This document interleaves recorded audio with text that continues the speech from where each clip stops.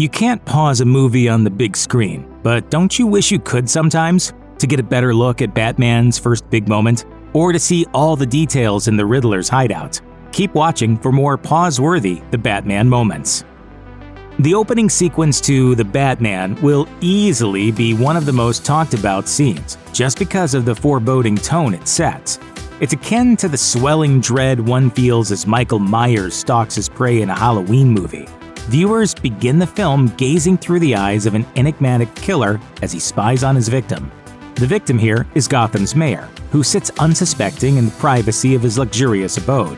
As the mayor views the public reaction to his own campaign being broadcast on television, he's entirely unaware of the danger that lurks in the shadows.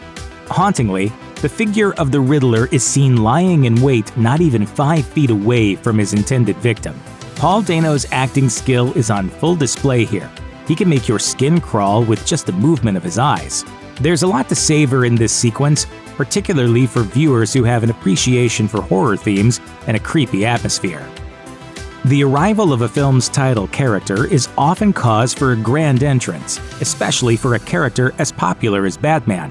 After the film moves on from its horrifying introduction of the Riddler, Robert Pattinson's Bruce Wayne speaks to the audience via a sullen voiceover that underscores the bleak and depressing outlook of a city riddled with crime.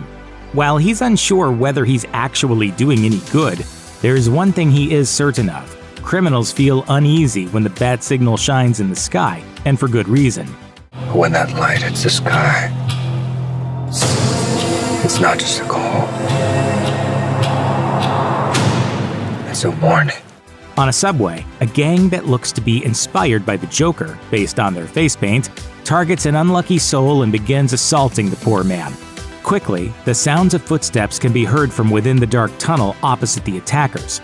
The gang stops and looks on, waiting to see what emerges from the dark. As Batman steps out into the light, he provides a demonstration of his fear-inducing tactics by brutalizing the gang's apparent leader in front of them. Some stay and fight, while others flee.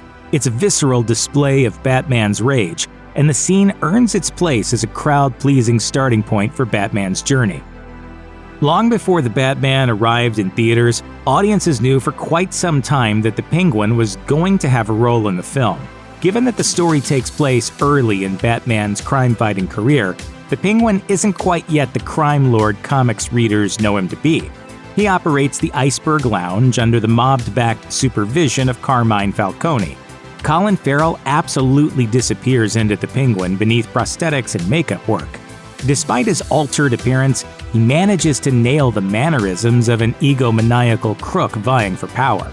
All the fun begins when the Dark Knight heads to the iceberg and questions the Penguin regarding his possible associations with the recently deceased mayor.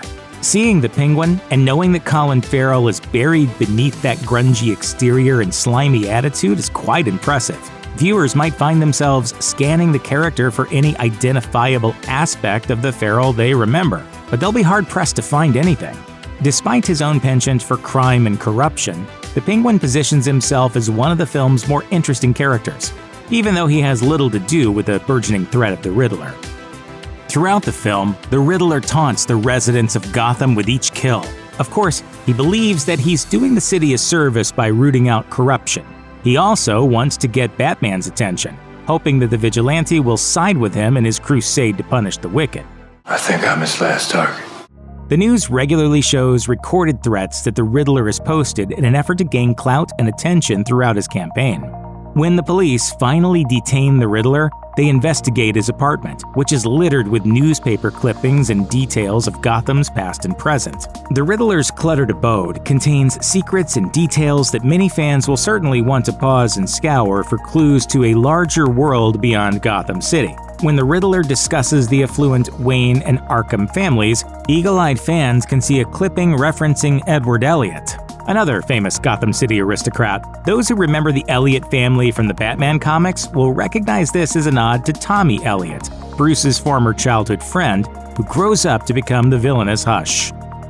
A Batman movie just wouldn't be an epic Dark Knight tale without a thrilling Batmobile sequence. The Batman doesn't disappoint. Batman unveils his monster machine with a thunderous rumble. As the Dark Knight pursues the Penguin in an effort to learn whether he's an informant in a case the Riddler keeps referencing, he has to deal with the dangerous criminal's collateral damage. The Penguin enters the freeway driving the wrong direction, dodging cars and causing massive pileups. At one point, the Penguin causes a collision that includes a truck carrying liquid fuel. Looking in his rearview mirror, he believes the Batman was either forced to stop his pursuit or taken out in the explosion of the truck's trailer. He hollers for joy. I got you! I got you! But his excitement is short-lived as the Batmobile comes careening out of the flames, much to the Penguin's horror. Hot rod enthusiasts who love cars with some serious muscle and fans of the Batmobile will definitely want to admire the stunt work and thrilling visuals on display during this harrowing sequence. The relationship between Batman and Catwoman has long been one of the most entertainingly complex in comics. Although it is yet to be fully explored on the big screen, audiences have had several opportunities to see the Bat and the Cat in action.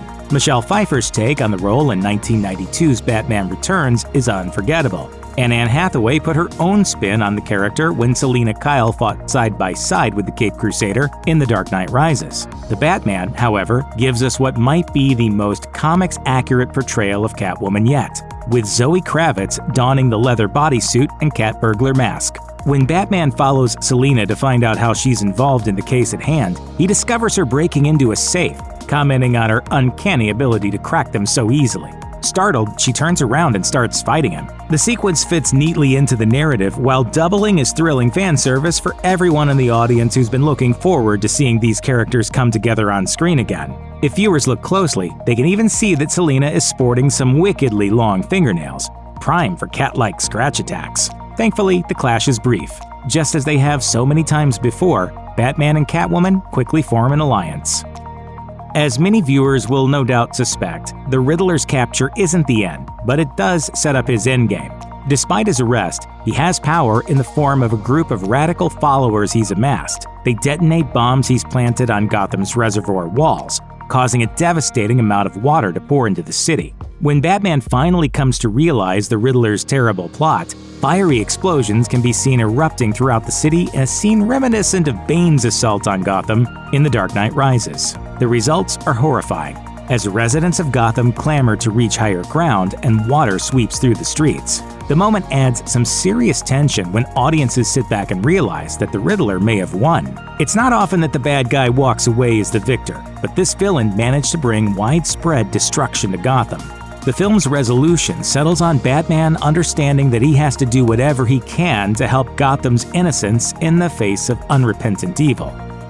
With the Riddler locked up tight at Arkham, he can no longer do any harm directly, but he's covered himself by rallying extremists to his cause through his online presence. With Gotham City flooding and descending into mass panic and chaos, the group seeks to assassinate a mayoral candidate and kill as many people as they can at a political rally. The group positions themselves high up on a rafter where they rain down a hail of bullets upon the innocents below. Batman, once again, makes a grand entrance by demolishing the top of the building with explosives and dropping onto the rafter before engaging the Riddler's disciples. The Dark Knight pummels and defeats bad guy after bad guy in a thrilling combat sequence. Still early in his career, Batman isn't quite the near-perfect crime fighter we know he'll one day become after accruing years of experience on the job. He's attacked from a blind spot and nearly falls off the rafters. Surveying his surroundings, he employs the use of smoke to distract his enemies while he takes each down one by one.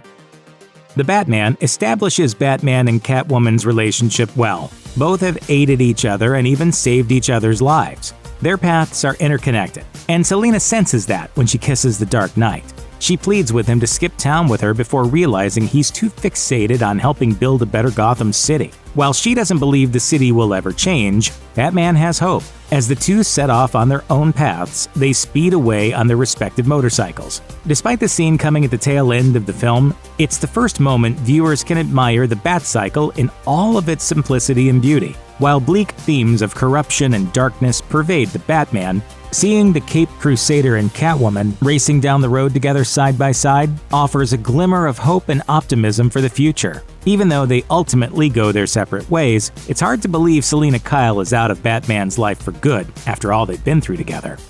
Check out one of our newest videos right here. Plus, even more Looper videos about the Batman are coming soon. Subscribe to our YouTube channel and hit the bell so you don't miss a single one.